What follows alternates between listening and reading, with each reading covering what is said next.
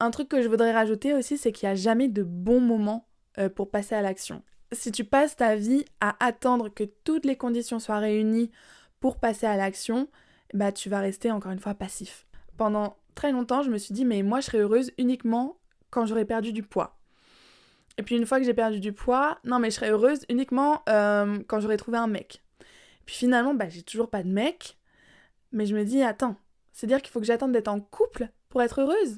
Et puis une fois que je serai en couple, qu'est-ce que je devrais attendre? En fait, comme si je repoussais tout le temps mon bonheur. Comme si mon bonheur dépendait, voilà, faut que je me sente belle, confiante, entourée, en couple, avec une bonne situation, de l'argent et un job pour être heureuse. Et tant que j'ai pas tout ça, eh ben je serai malheureuse. Non, il n'y a pas de bon moment pour le bonheur et il n'y a pas de bon moment pour sauter le pas. Alors oui, il faut prendre des risques dans la vie, oui, ça peut faire peur, mais enfin, je veux dire, c'est comme ça que c'est un peu excitant, surtout quand tu vois que ça se passe bien et que tu te dis, mais pourquoi j'ai attendu aussi longtemps?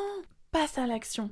Et même si tu te foires, même si c'est un échec, même si tu souffres, bah alors c'est ça la vie. Parce que ne pas vouloir d'amour par peur d'avoir mal, c'est comme ne pas vouloir vivre par peur de mourir. Si tu penses toujours à ce qui pourrait mal se passer, déjà ça va mal se passer, et en plus, mais tu vas jamais rien faire.